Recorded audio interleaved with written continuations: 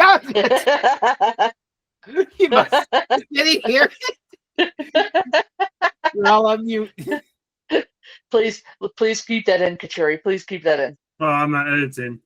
Oh, that's What right. the Damn hell was that? What the hell was I don't that? know. What the hell was You were what? all on mute. You were No, all we on weren't. mute. Wait. And then the No. connection dropped. Cat, shut up. And then the connection dropped.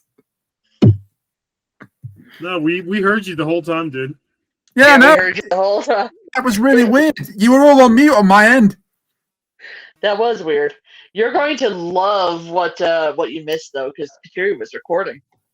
Oh, for God's sakes.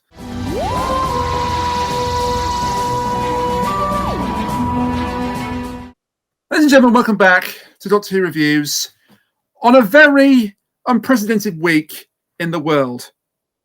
I cannot believe that two Alpine drivers made it onto the podium. What the hell is going on? What? And also something in What? America, I guess. Formula One. Formula One. Wow. Gee, thanks.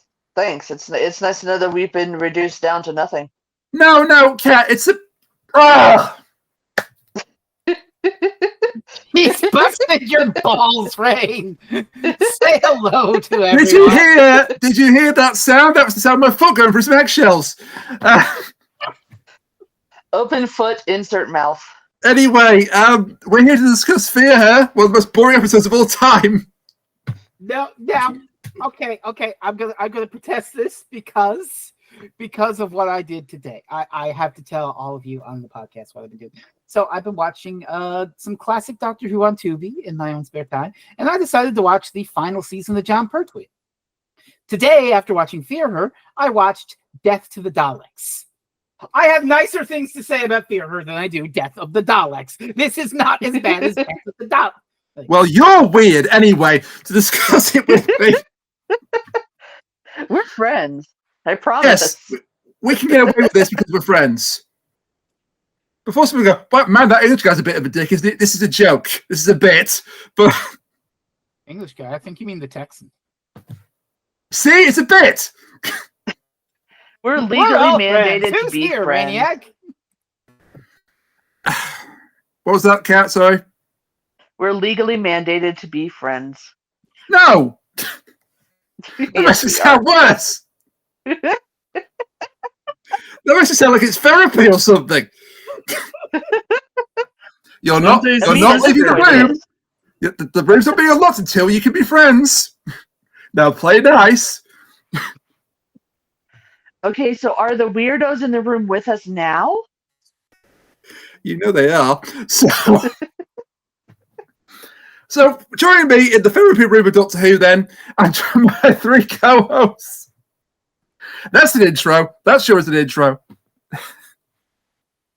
Firstly, to my virtual left, he is trying to find all the time he can in November. It's freezing Inferno. And so are you. And so am I. And my God, my update this week took a turn. Or today took a turn. Non-specific November writing month, baby. Let's fucking go. Non-specific November writing month. To my virtual right, does it matter if it's politically or not at this stage? Currently, Oh, it does matter. furiously Googling how to get a visa on short notice. It's Cat. Oh, I don't need to Google it furiously. I've already set my plan in place, right, honey? Indeed. Fantastic. But the problem is, after this week, I'm basically going to try and make room for 7 more people. It'll be fine. Hey, don't look at me. I'm staying right where I'm too. For now. So, would your dad prefer if I call him Dad or Daddy? Neither.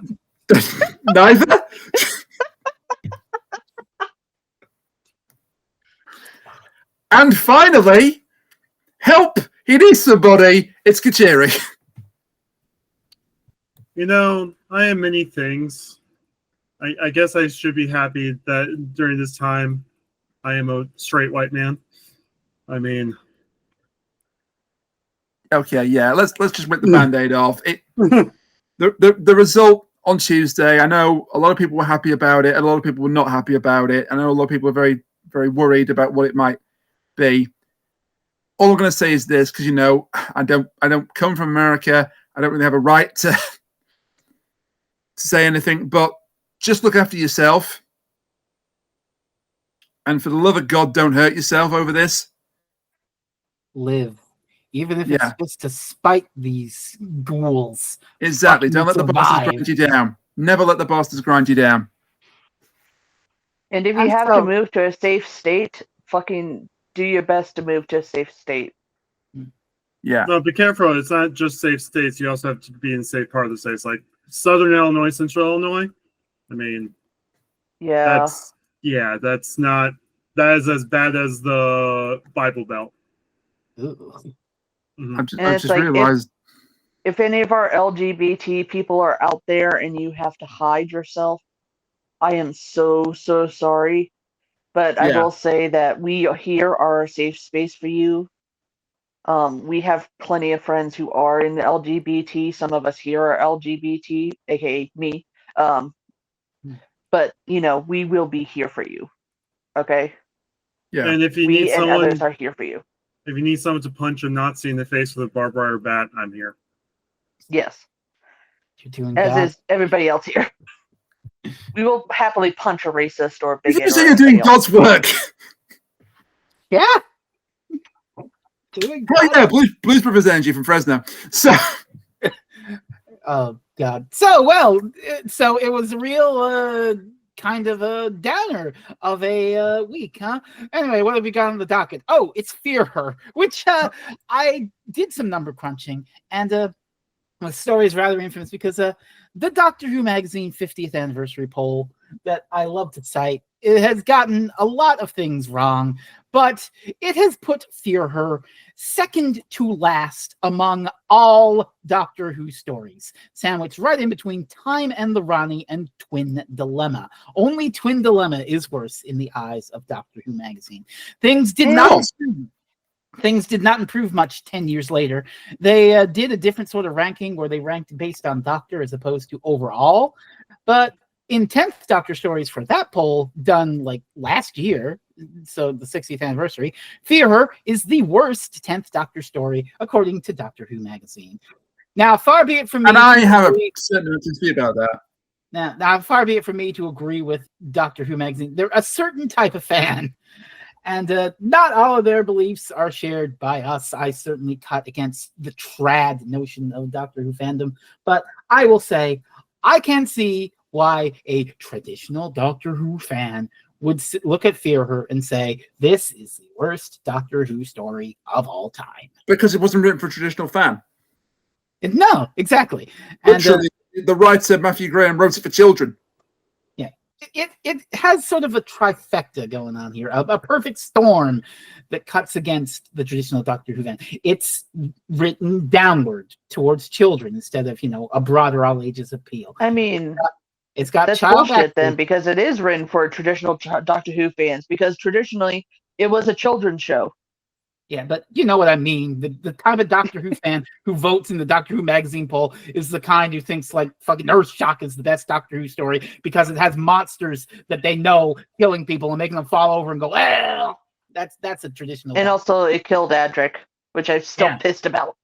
I'm sorry, all I can think of when you're talking about Earthshock is Spoonie. It goes this way for about 20 minutes, lots of robots being shot, lots of Billy Idols being shot. He did a review of a film called, I think it's Yours World. Oh, Yours World. He's the man. God, I missed when Spoonie wasn't, off his rails. I hope he has is doing. He not just disappear for like 2 years. I hope he is doing better, but same. But Fear Her is kind of a perfect storm, written more for children than for, big serious boys like me. And it's got the child actors and it's a little silly in places, but paradoxically, it also is touching on these serious issues. And it all even ends in a power of love ending. So, you just got this perfect concoction to set off a specific kind of fan, I have no problem with the power of love ending here. Yeah, I don't agree with all of it, but I understand it. And it does have a lot of it does have its problems that I'll get into when we get into it. But please, Rainiac. Yes, well, I might be able to explain some of the problems, because this was not supposed to be in series 2 at all at first. Mm-hmm. This was originally conceived as a series 3 episode. Oh. And the slot was going to go to a episode written by Stephen Fry. Oh. Which is just known as the 1920s. Goodness. Well, it never got made, so it's only known as the 1920s. But unfortunately, the episode ended up being far too ambitious. They just wasn't. They were not able in their budget at the time to realize it, so it got shelved. Oh. So now you got a problem. Now you got a gap in the schedule. What do we do? Well, we've got some episodes potentially on tap for series 3. Let's move one of them over. And that's what they did. And Fear Her, or as it became to be known, eventually Fear Her, originally was going to be set on an alien planet and have a slightly different plot. And then when that didn't work, it was going to be a bunker, because Russell T said, I want one location. I want an episode that's basically, limited to just one location and aimed at children, because we've got the big scary 2-part finale coming afterwards. We need to give them a bit of relief. So Matthew Graham came up with, right, Council Estate. Sorry? Get me to a cul-de-sac. Yeah. Well, the thing is, like, I'm kind of surprised they were trying to do an extra big focus on kids, because we also have the Red Nose, the Azormimoff, or whatever that thing's called. That was created by a kid, right? The Absorbable Moth, yes, but that was created by a child. But the actual episode was not aimed at children. Which may have been the problem. Even though, it's gags did not entirely land. They still have a love life. Oh. But I'll maintain Love of Monsters is good up until the point the Azormimoff is unveiled. At that point, it goes completely around. Sorry. Yes. So anyway, yeah, so the 1920s got shelved and Fear Her got put in its place. So that's the first problem. The second problem, they're running very low on budget at this point. Doctor Who with the budget. The budget was stretched more than any other series in modern series in series 2. Doctor Who couldn't tell. It almost affected the Impossible Planet and the Satan Pit. Doctor Who with the budget of what Rain paid for lunch today. You never would have noticed. By which you mean nothing, because I just made a sandwich. But Actually, you were just proving my point more. You had to buy the bread and stuff, right? Yes. All right, so bread. Yeah, all right. So a grand budget Doctor of Who with the budget of what I have in my pockets right now, and I'm a girl, so therefore I don't have pockets. So this, okay, handbag. So this episode had a grand total budget of £4.50, and it affected, as I say, nearly affected the Impossible Planet and the Satan Pit. I think I told this story when we did those two excellent episodes of their own podcast, but they ran out of budget for the Devil. And so Russell T was genuinely thinking of having a little girl be the Devil. Well, they scrounged through their couch cushion and they could afford the CGI for the Devil, but they did find that they managed to save budget elsewhere, and they managed to find the CGI for the Devil. And I'm glad they did, because that was really impressive looking. Which still leaves us here. Unfortunately, it does. So Council Estate then is the setting. Children have gone missing. There's a creepy little girl. Gasp. Yes. Oh, there's the Devil from the Impossible Planet original story. A creepy little girl who all she really needed, aside from friends and a loving support circle, all she really needs is a lozenge, because she just spends the entire episode talking like this. It's me, Hot Chloe Webber. Yeah, the actress found it hard to whisper. I mean, you do that. I feel it doing that voice for 2 seconds. Haven't heard do that all day on a film set. Jesus. Yeah. Paid well. I don't have any information about that. I suspect not. Let's. I'll talk a bit more about when we get to Chloe and the big issue surrounding her. 1 point for this episode. TARDIS landing gag. Oh God, yeah. Should have been done beforehand. But in this episode of all places, wasn't this gag in like Classic Who? I could not tell you if it was or not. I'll talk about Modern Who. No idea. Well, yeah, I don't know. I vaguely remember like a gag like that. I know they did the gag with like the piano and the cabinet and stuff like that. Oh yeah, it's a good gag. It is a good gag. So into this chaos walks the Doctor and Rose. They walk straight into an argument. Pretty much. Well, a bit racist of an argument. Well, children have gone missing. I fucking love the. It takes the Doctor forever to pull out the paper and be like, "Yeah, I'm officially investigating," because he's just like, a child has gone missing playing football in his backyard, and the Doctor's like hovering over the net with his hand. Is like, "Ooh, this is interesting." Ooh. The father is standing over it for like 30 seconds, be like, "Mate, what the fuck are you doing here?" Tennant's good in this. Actually, it's not even the father; it's the homeowner. The kid was over visiting his friend when he got abducted. Yeah. Dale, drop the knife. But no, That's a deep cut, but I don't care. They were all having this big old argument, and then this Karen of a woman just comes out and says, "I think it's him. It's the council repairman." And of course, the council repairman is like this, really nice black dude, and it's like, ooh, this is uncomfortable. It is. Only and man then of the color. child is also black, and the child's mother is also black, and oh God. Yeah, that will lead to some terrifying implications. We should also point out this is actually set in 2012, but was filmed and released in 2006. When the show was good. So some of the gags that haven't quite aged well, like Shane Ward's greatest hits. So Shane Ward was a singer who had just won at the time of this being filmed the X Factor, I think, which was a reality TV show about finding the best singer.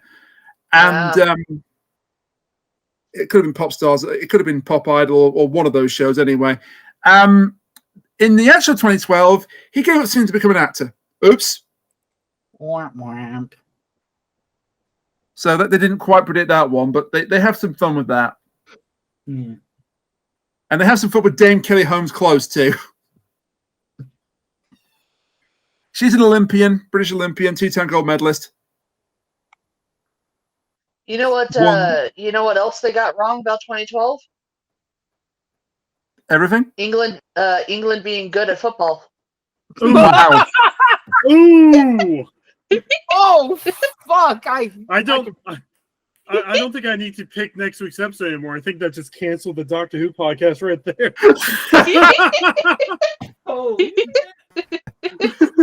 Oh God! What's this fire I can feel on the side of my face? Flames on the side of my face. Heaving breaths, right? Well played. My God, she killed a man. Wait, shit, my visa. Oh my God! Somebody stopped the damn match. Oh God! Stop! He's already dead. No, seriously, I'm impressed. Also, she's right. Well, I'm just thinking it through. We've since this episode came out in the quarterfinals, out in the second round to Germany, didn't even make it out the group. Semi-finals out to Croatia, quarterfinals out to France. Not great. Have y'all tried being good at football? Says Canada, who qualified for one World Cup in the last 30 years. Hey, don't hit at me. She said it. Here's the thing. Canada, they're good at hockey. They don't have to be good at other sports. Then again, we would like the four of you in cricket, though. Then again, as a friend of mine is keen on pointing out, the last time the Toronto Maple Leafs won the Stanley Cup, Jimi Hendrix was alive to see it. Oh my God. Also, I do apologize for that. I thought it was you that said about that. We're good. I can't really take the piss out of the USA because they at least qualify for every tournament. They haven't won it, but they do qualify. I'm so mad. I'm going to scribble on this paper, and then it's going to come to life and attack you. That's how mad I am. Okay, so we get the fingers on Lipsy. That was my attempt at a segue. Which is, and we're going to get to it. We get the fingers on Lipsy, which is actually kind of funny. Because even Rose has to do it. It's fine. It's all fine. It's not like England actually invented the game or anything. Oh. So even Rose has to do it. As they say, come on, England, score some fucking goals. I wish we would. So I'm just watching these two people just kick a horse while it's down, like that JoJo meme. You're sipping your tea and then you're joining it. Oh, yeah, I mean, I guess you guys have to be good at some sport. Which one is it? Cricket? Cricket! Don't you guys lose to India? We're the World Cup holders. We might have lost it last year, but we've won the Cricket World Cup. Okay. You've got the cricket. When was the last time America was invited to Cricket World Cup? Oh, that's right, never. We play real games. When was the last time America won Formula One World Championship? Oh, that's right, 1978. Please, everyone, this Doctor Who episode about the Scribble Monster is tearing us apart. Oh, please, everyone, this conversation we're doing other than talk about this episode is more interesting than this episode. Yes, it is. That's not entirely true, but The thing is to Lipstein, even Rose has to do it, which I found kind of funny. And then Rose opens a garage, thinking there's a cat inside. Oh. And a thing flies out and attacks her. I mean, we're skipping over quite a lot there. It's all right. It's all right. But I do love that even though she hears this thing and she's like, I'm not going to do it. I'm not opening it. Oh, fuck, I'm opening it, aren't I? Blech! Rose is John Musetti. We're still skipping over quite a lot there. So after they clear up the whole thing, and it's like the doctor shows off his thing, he's like, yes, I'm totally allowed to investigate, blah, blah, blah. They go to all the different places where these kids have disappeared, and they're like, oh, we smell this weird metallic smell. And then Rose finds a cat, and in the meantime, we're getting obviously we're being told that it's the girl who's doing this all, and she's drawing all these people, and they get sucked into the drawings and everything, and she's like, why aren't you happy? You're so miserable. What if I make you a friend? And she starts drawing this cat. Rose finds the cat, and as she's playing with this cat, the cat runs into a box as the girl finishes drawing the cat. And as the girl finishes drawing the cat disappears right in front of Rose. Lloyd, no! See, she knows how to steal the cat, Rain. You can learn a thing or two from Chloe Weber. Oh my God! but also, I want to point out the cold open is just wild because it has one of the kids who vanishes, gets drawn, and then it comes to life on the page, and you see they're going for a "oh my God" moment. But instead, all you can think of is "Take on me." Hey, Kuchiri, coming right again. Yeah, no, we're a few weeks away from the second batch of episodes, or the third batch of episodes. Yeah. If you actually listen to that podcast, you'd know why I said coming right again. Yeah. Oh, yeah, someone ruined the intro. Yeah, I ruined the intro for all time. In the first episode, I wrote the intro. Way to go, me. Good on you. Yeah. Also, can I just point out that the North Americans' remedy to the bad result on Tuesday is to pick on the British guy. Nature is healing. I mean, that's our solution to everything. Isn't it just? I mean, that's just what Americans do. It's like, oh, high taxes, we'll just throw the tea in the harbor. I should point out, by the way, when I'm to the supermarket, let's pick on the British. Since you brought out the supermarket, no, not supermarket, the price of the food that I used to make the sandwich. In the supermarket this week, there was a guy there with a hat saying "Brexit is for Trump." America, you've been shitting on Britain for almost 250 years. Yay! He could have been original at least. He could have at least had a hat that said "Make America Great Britain Again." We can't break the streak now.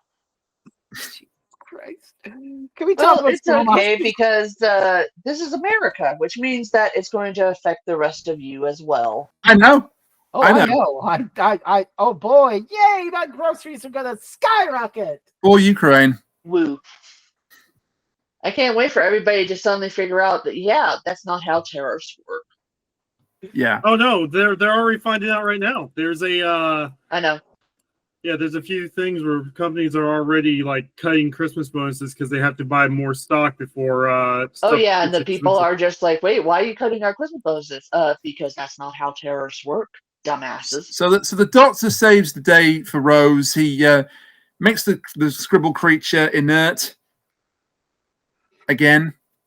I wish there was more of this because, again, okay, I'm going to talk about season 11 of classic Doctor Who again. The story before Death to the Daleks is Invasion of the Dinosaurs. And be careful, I might subject you to that one day. It has rather interesting effects for the dinosaurs. And I was thinking, oh, please, I want the scribble creature to last for a little while longer because I just want my Doctor Who to be stupid as fuck with low budget corny effects. I will say if the bulk of this episode had been Doctor Who being attacked by drawings, would have been better. Yeah. But the budget, or we don't know the kid is doing all this, and like we don't know what the actual thing, like the cold open isn't there. We just have this big mystery, and like every now and then you see the kid's room and they're just adding more and more drawings, but we don't know, like we're not piecing together because her art's not that great. Yeah. Something like I don't know. I feel like they spelled everything out to us and then just was like, okay, now you know everything. Here's 30 more minutes. I also love that when he's examining the scribble creature, he says, "It's made of graphite. Look," he gets an eraser and he rubs part of it out. And then in the next shot, it's back. Yay, continuity. Honestly, like, this is probably just my shoddy memory at work, but I swear at one point I remember there being like an army of these scribble creatures going after them. No. It's like I kind of wish that there was that now. Because that would have been cool. That's drawn to life, Cat. That's kind of like, that's just the Tocklefane when you think about it, really. Yeah, but it's like that would have been so much better if there was an army of these little drawings coming after them. But the budget, like we got to see the dad creature at the end. It's like, yeah, I am sad about the budget now. Unfortunately, the budget. Yeah, the true enemy of Doctor Who: the continuity and the budget. Yeah, same as it ever was. Same as it ever was. Let the water hold me down. Oh wait, what were we talking about? Unfortunately, child abuse. Oh, this is where the episode kind of loses me. Okay. I see, like, let me formulate my thoughts here. I am reminded when I watch this of an episode we did a little while ago, Night Terrors, because it's kind of a lot like that. It's very child-focused, focused on the fears and anxieties of a child and the supernatural happenings around them that the adults get sucked into. But Night Terrors was about, a young child's over irrational fears and anxieties, and it had a pretty creepy visual with the scary dolls. This is about scribble monsters and crude drawings, which is more silly than scary, which it can work for camp factor, but doesn't really add to it. But then you get the subject matter, and you can't do silly little romp thing and have subject matter this serious. Doctor Who helping a victim of child abuse heal and grow and get stronger from it. That could be a really powerful and interesting story on the page. Especially at the end where, her and her mom sort of banish the last specter of that abuse away with their own bond. It's a power of love ending, but in the right hands, that could work if you give it the right heft and dignity and grace. This episode does not have that. I mean, the writer's a good writer because he wrote Life on Mars. Yeah. And Ashes to Ashes, and those are two very good series. I believe you. Well, he just isn't that great at Doctor Who. Yeah. I mean, it happens.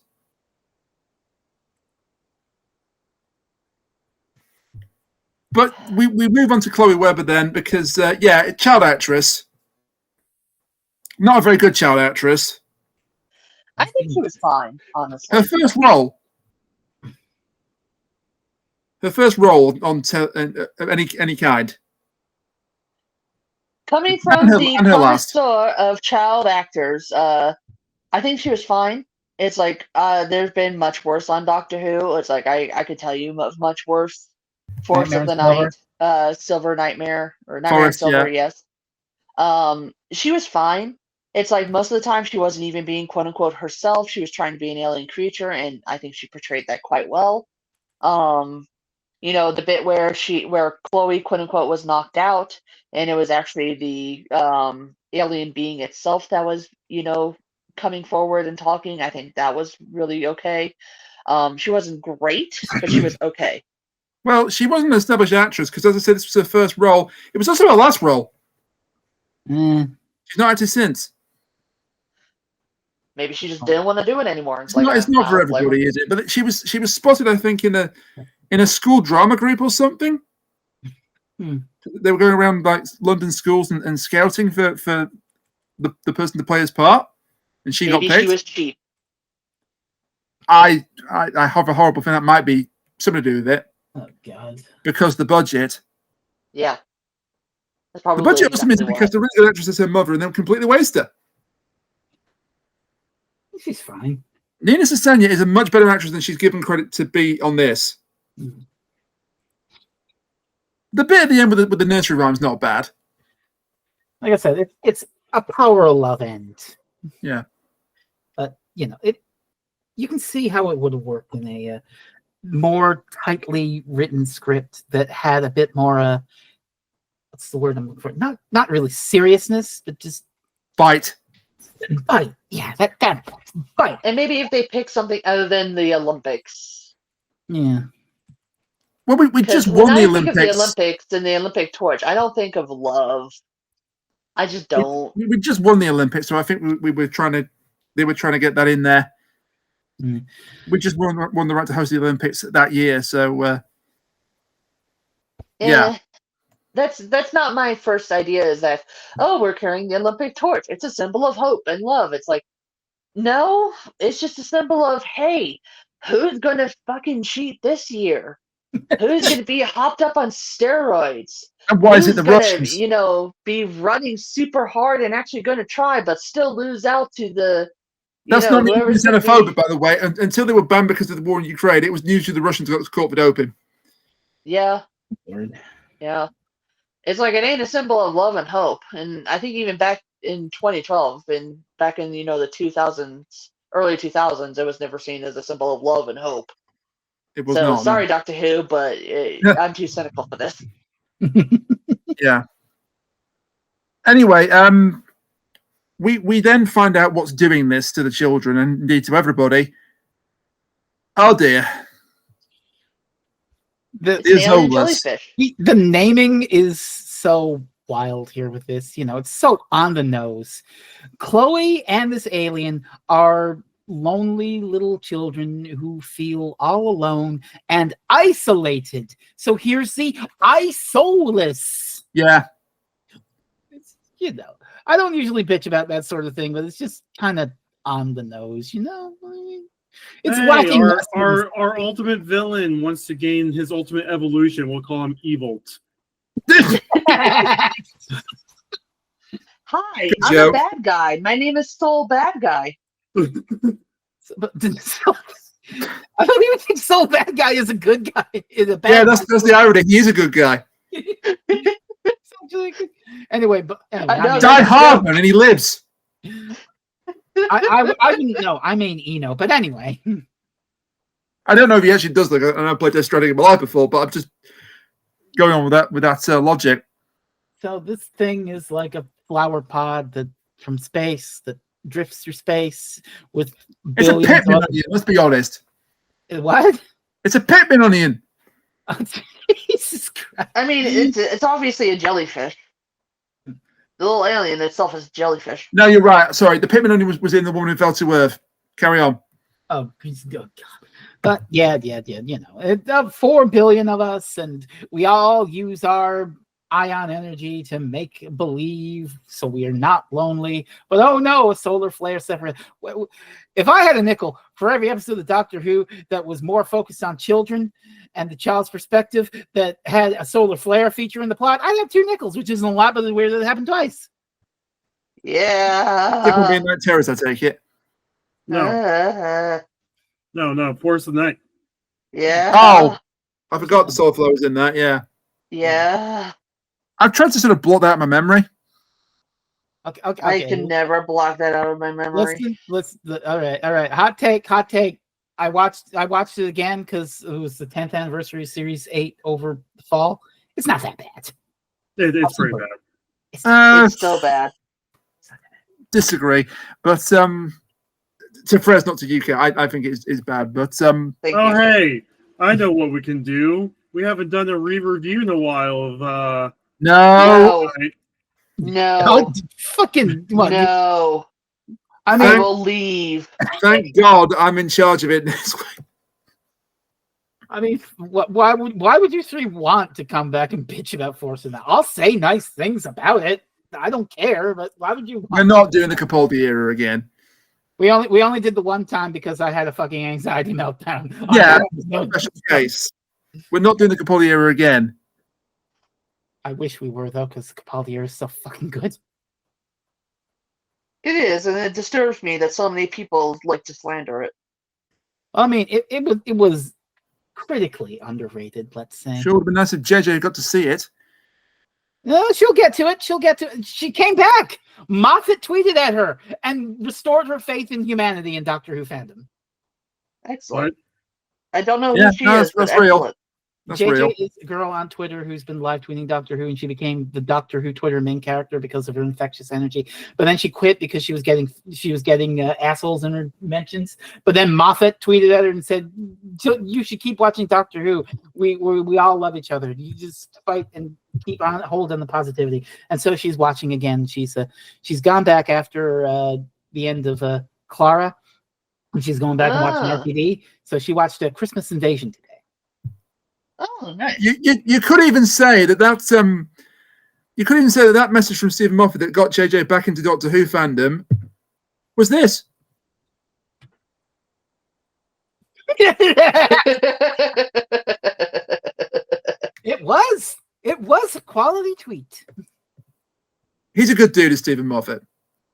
Yeah, he wrote some pretty. You're happy now? I didn't jump scare you with it. I actually gave you a warning. Hey, we are 7 weeks away.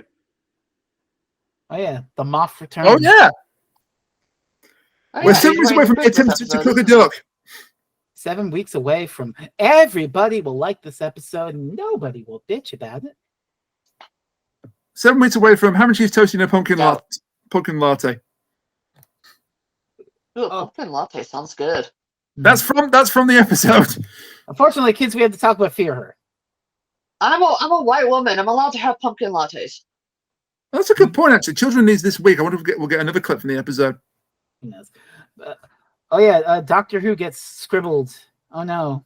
Yeah, Chloe draws the Doctor and the TARDIS. They're both gone now. Crap. Oops. At least we have Rose. Rose is very capable. She is. Man. Yeah, Doctor's that's gone. The Doctor's gone 2 episodes before the finale. What are they going to do for the final 2 episodes? Oh, wait. Yeah. So Rose figures out what to do. You know what Rose is not capable of doing, though? Changing her fucking eyebrows. Shout out it's back. What the fuck is with her eyebrows? Shout outs to the companion is left without the Doctor and has to sort things out by themselves and be capable. Got to be one of my favorite genders.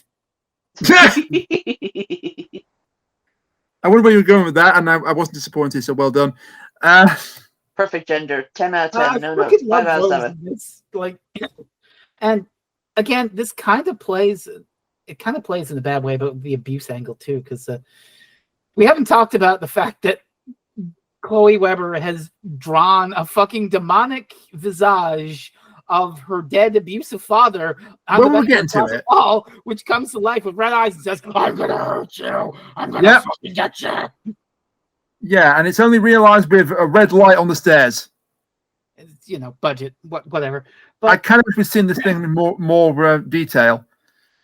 But I kind of feel a weird way when Rose runs up after the doctor vanishes and sees the picture of the doctor, and she starts shouting, "Chloe Weber, bring it back, undo it." It's like, maybe we shouldn't yell at the child who's lonely and was an abuse victim, huh? Yeah. But also, Rose needs him back to save the day. She does a great thing. Oh God, because they found this Isolus thing. It has a spaceship, but oh no, where's the spaceship? They track it. It's down under the street somewheres. But the doctor disappears before he can do anything. So what does Rose do? She finds the council, man, and once she realizes, oh shit, you were paving potholes, it was attracted to heat, which is another detail I like. That's a clue to what's going on here. The fact that it's supposed to be summer 2012, and yet it's so cold that you can see everyone's breath. Yeah, because they filmed it in winter. Yeah, but it's part of the plot of the story. You can still see their breath after the day is saved. Yeah, they added it in to explain that. Yeah, but either way, Rose realizes, oh shit, the spaceship is under the freshly paved pothole, and she breaks into his van, pulls out a pickaxe, and just goes to town. And I love the ranting the councilman has. That's it. That's my council van. You're in my council van, taking my council axe, and now you're hitting my council axe against Council Road. I'm gonna tell the council. That's so like. When he was doing that, I was like, oh, yeah, Rory did something like that during the 11th hour. Oh, he's now steering close, and you're just watching? Oh, God. And Rose Taylor is Manic Miner. Oh, God. I wonder if she'll find diamonds. I need a few for my armor.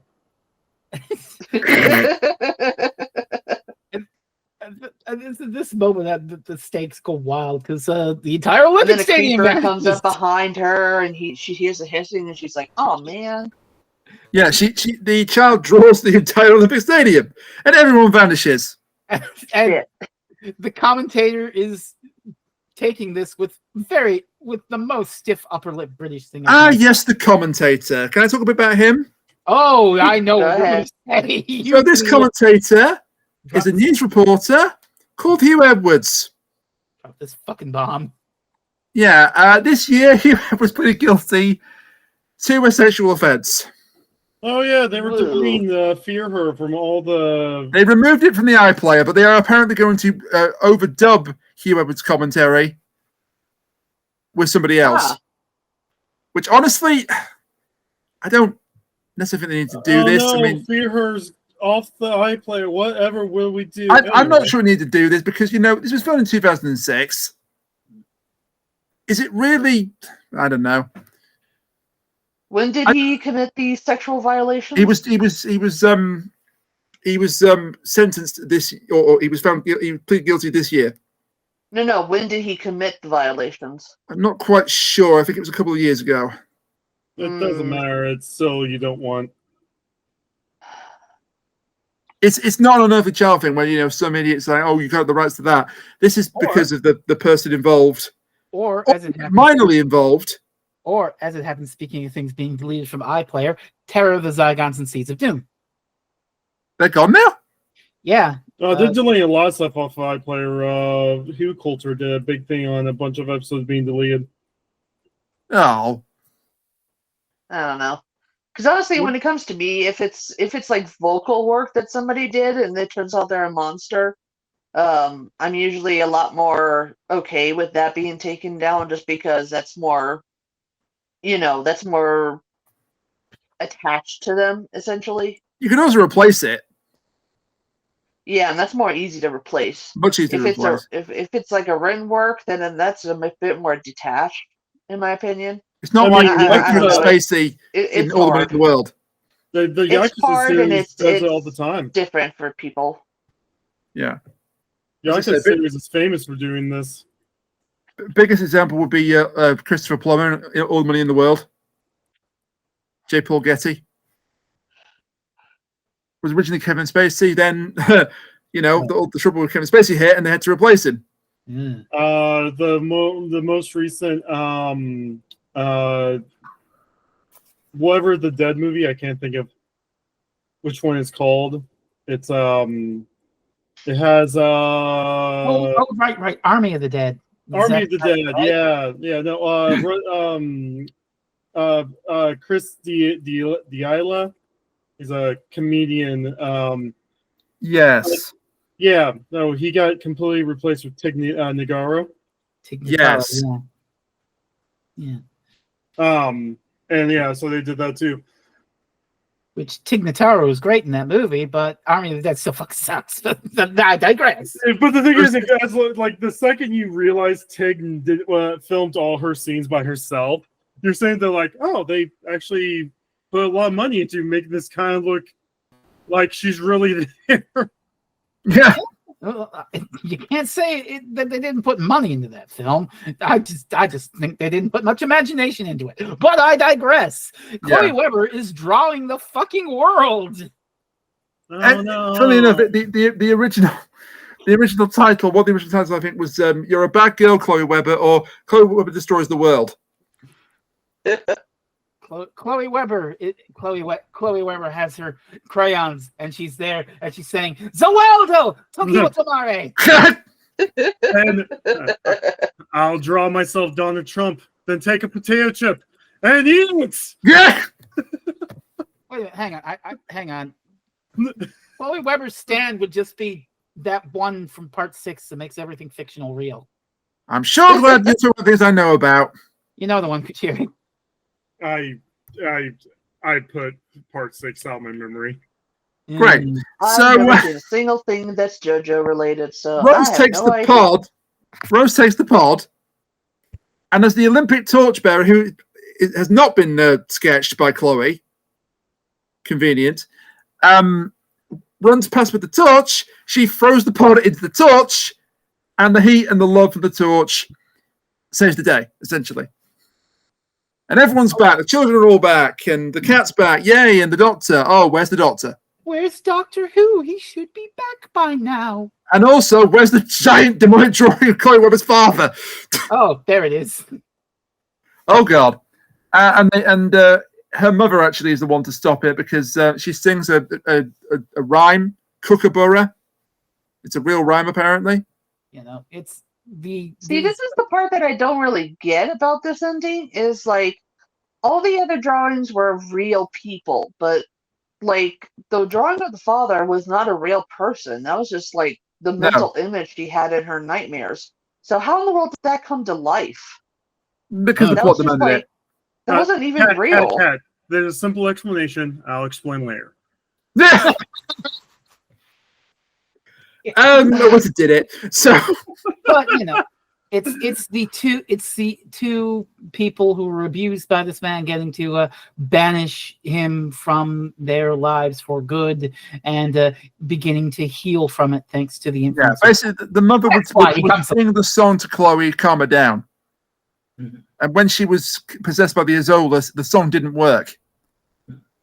But now the Azolas has happily, gone. Mm-hmm. It does. And they literally put the demonic father back in the closet. Take Hitler and put him in the cupboard.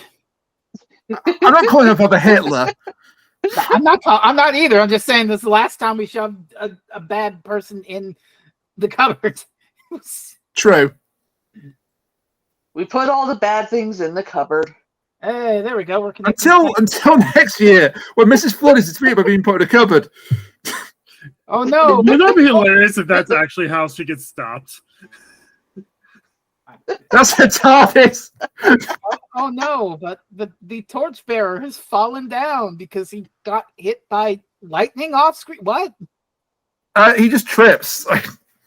Oh no! Oh look! Maybe like the pod absorbed too much love or something. I don't know. Hey, maybe he's waiting for a phone upstairs or something. in a brown overcoat, and he's running with the torch. Oh, this man is going to heal the Olympics with love. He's our hero. It's Doctor Who, everyone. Yay! Yeah, so continue the trend, the TARDIS always bringing the Doctor where he needed to be rather than where he wanted to be.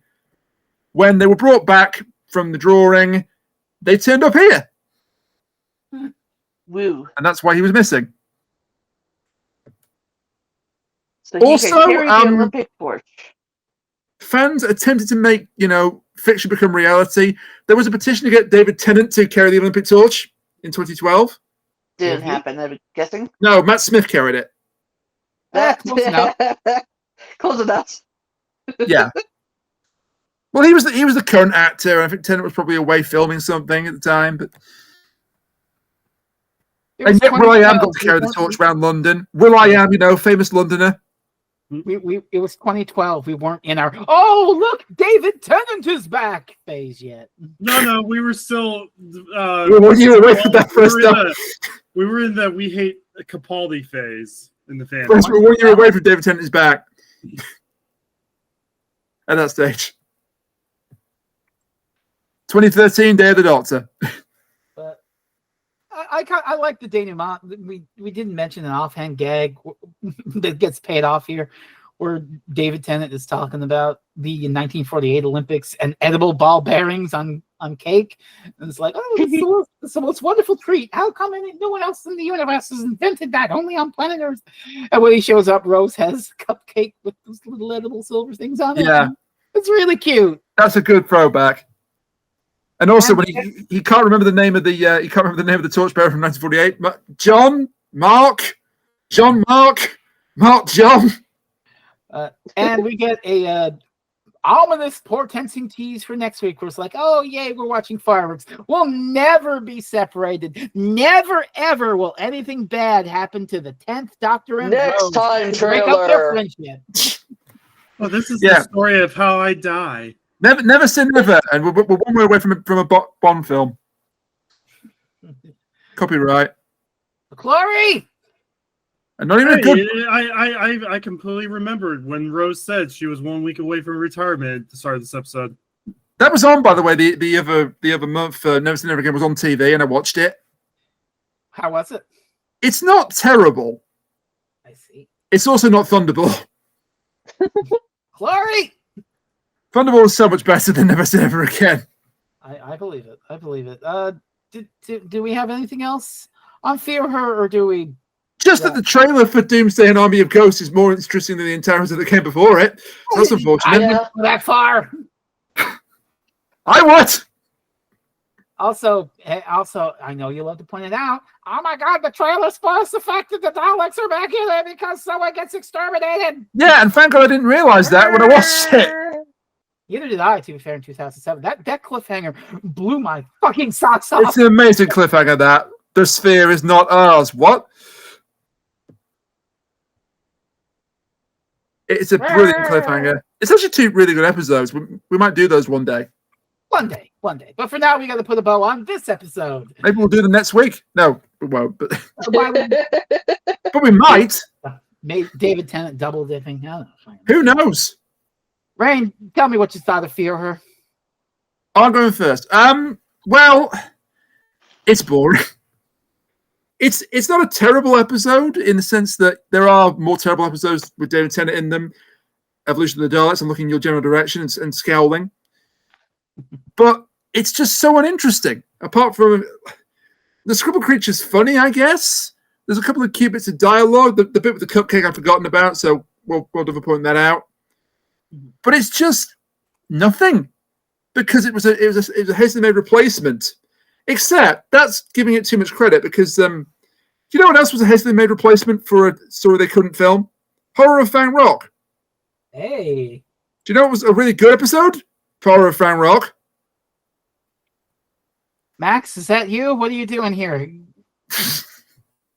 I should have said serial instead of episode because it's 4 episodes, but you know what I mean. Yeah, I know. Just because it's all right, yes, it's a last minute replacement, doesn't mean it has to be boring. You could still make an effort on a limited budget and make something better than this.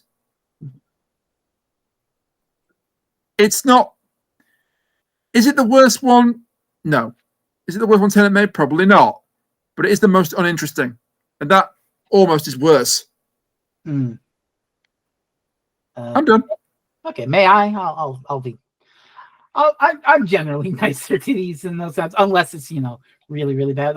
Is this the worst episode of Doctor Who? Absolutely fucking not. Can I see how a traditional Doctor Who fan would find it the worst episode of Doctor Who? Yes, I can. It's got that perfect storm of being a little silly, of having child actors, and of just talking down. It's going down to this childlike level. But at the same time, there could be a really interesting and heartfelt story here. The story of what does Doctor Who do when faced with a child who's been abused? You can make a really serious and compelling Doctor Who story out of that with the right writer, given the right sensitivity and care. And this is not that story. The silly elements clash with that serious element, and things don't really cohere. It is not the worst episode of Doctor Who, but it is not very good Doctor Who, I'm sorry to say. So, it is mid to lower mid, as it were, if you're going on that general scale of vibes. Unfortunate, but, I don't call it Satan incarnate or anything. It's just, it made an attempt and it did not succeed at that attempt. But that doesn't mean there isn't merit in the idea presented here. And that's what I got to say about Fear Her.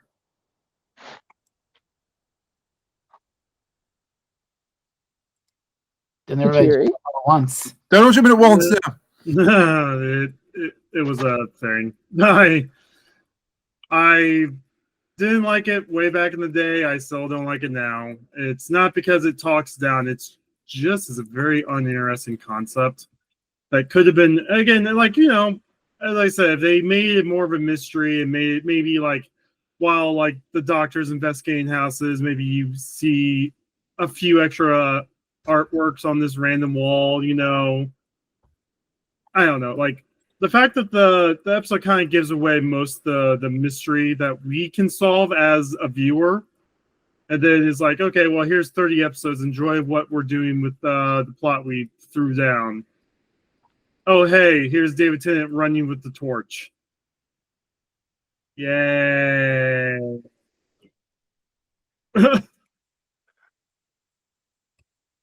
Anyway. Yeah, I'm gonna have to agree. It's it was just mostly boring. They could have done a lot more with this, even on the shoestring budget that they had. It's the actors weren't terrible. They were just mostly boring. It just felt like it was all sort of meh at best. There was no reason to include the bit with the abusive father. There was no reason to include the scribble at all because it didn't really add anything to the story. You had enough, I guess. If you wanted to do a children's episode, I get it. Fine. But you could honestly take this out of the roster and you wouldn't really miss anything at all. It really feels like it was just an advertisement for, look, we're going to do the Olympics in 2012. Isn't that fantastic? Wait, where are you going? Come back. We're going to do wait, come back. That's all it felt like. I mean, the thing is, we're comparing this to a episode made for kids, but there's been other episodes of Doctor Who that was aimed for a more younger audience that did a lot better. Yeah, I mean, you had the whole oh no, it didn't start yet.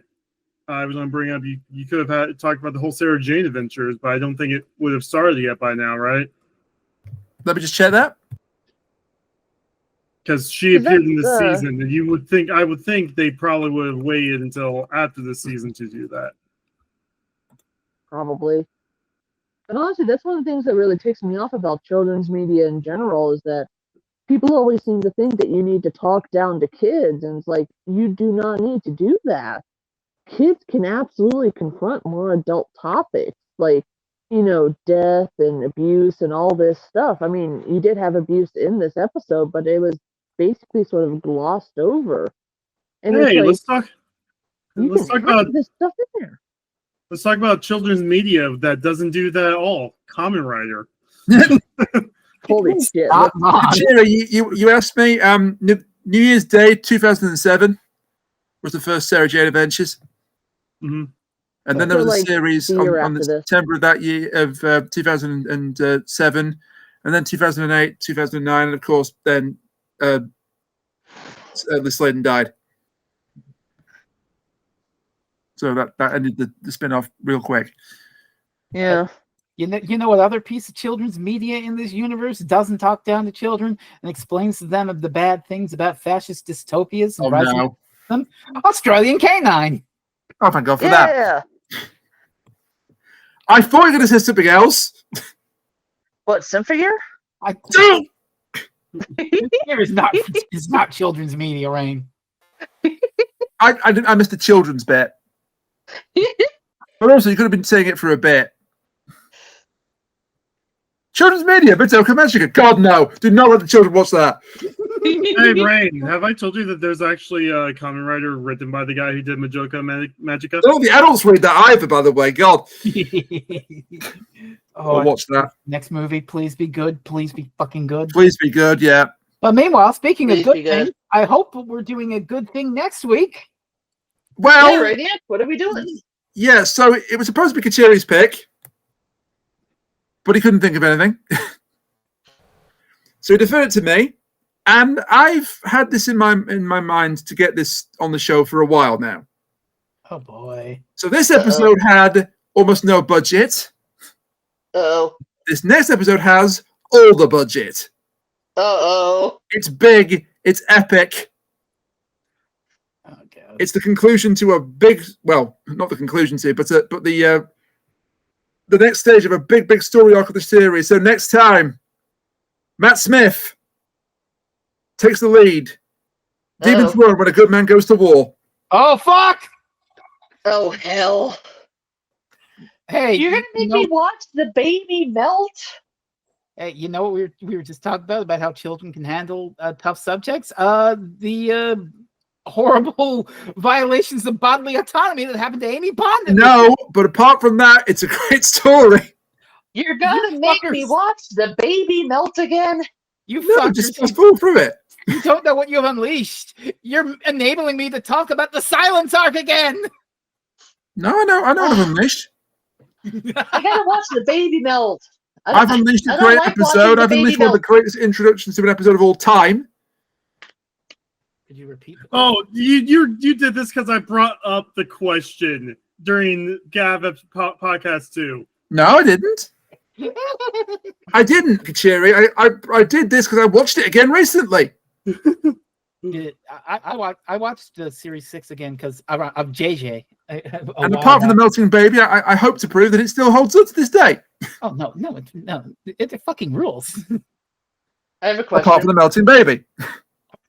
I have a question, and Rainiac, you can cut this out. In fact, you're probably going to have to cut this out. But I need to make this really dark joke. Oh no. Are these those late-term abortions all the Republicans keep talking about? Oh, God. No, leave that in. That stays in. No, it doesn't. No, it freaking doesn't. Jesus Christ. That stays in. I need a shower after that. God. Oh, you know what? You know what? Fucking that. Darkest podcast. That deserves it. Fucking. There you go. Well, I have to keep it a good job. No, you don't. I'm fine with it. And where the hell are we after that? Kat, what have you done? Maniac, where can you find us lovely people? I have no idea. You can find us. Well, you can find the podcast on Twitter at the moment because I haven't got around to making a Blue Sky yet for it. You can find three of us on Blue Sky. I haven't made my account yet. Mike keeps pushing me to do that so he can delete his Twitter account. Honestly, you shouldn't delete your Twitter account. Keep the handle so no exactly. And also, what if Twitter collapses and Must doesn't have it anymore? Then you haven't got an account. It's worth keeping the account. You can keep it dormant, but it's worth keeping the account. lock that fucker down and jump ship to Blue Sky. But, I mean, Blue Sky's problems as well. That's why I kept my account just in case. Yeah, but they're not Elon fucking Musk. They're not. I got rid of my account. Yeah, well. Yeah, well, your choice. So what you're saying is your handle is free, and I can go grab it if I wanted to. Yeah. That's what I didn't even want. Hello, I'm Kuchiri. I like mirrors. But yes, you can. You can find them on Blue Sky. Link in the description below. You can find them on Twitch as well. Twitch.tv/Rainiac /Freezing Inferno /Kuchiri and /Concave Usurper. Stardew Sundays. Juno Kart is beaten. I did it.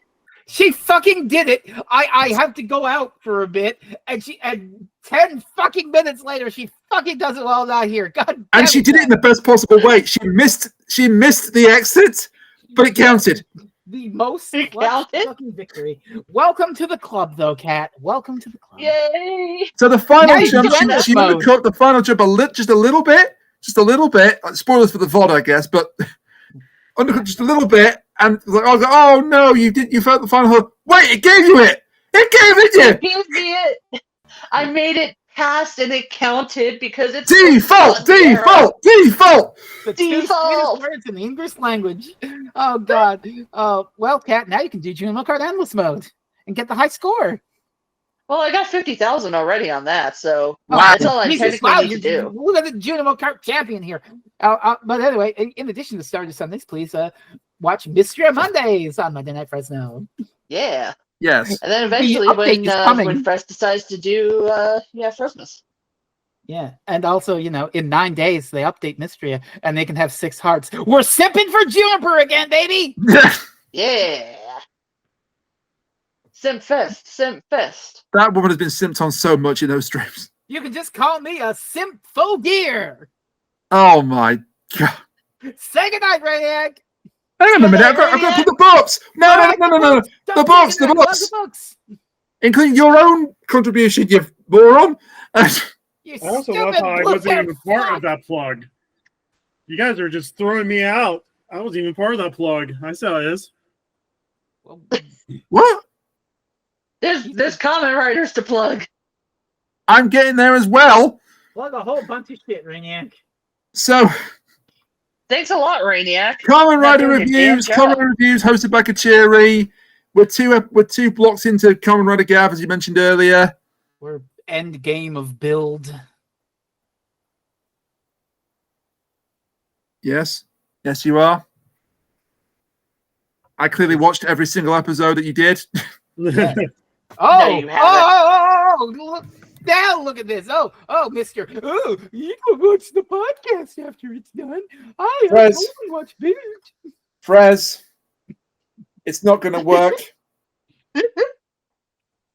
What's actually funny is I know Frez has seen the Gab podcast. Yeah. Yes, Frez has seen the Gab podcast. He hasn't seen his own podcast that he actually appears on, but he's seen the Gab podcast. Well, yeah, because I know what was said on this podcast because I was here for it. You were there for the build one, books. You have been there for the build one. Would you ever watch it? Bye. Back to the 11th hour. Volumes 1, 2, and soon to be 3 by Lena Fenrir Mattia. By the Time for the Trees by Sean Dillon. And by Shadow the Girlfriend, Volume 1. Including Lena and Sean and Freezing Inferno. And now you can say the thing. Say goodnight, Rainiac. Good night, Rainiac. And we'll see you next time for A Good Man Goes to War. I cannot wait. I can. Oh boy. Just fast forward through the baby melting. Avert thine eyes. They'll make the baby melt faster. Oh God, skip through it. That's even worse, making the baby melt faster. I see your point. I am history's greatest monster. See you next time. Good night, Rainiac. For now. We know where you live.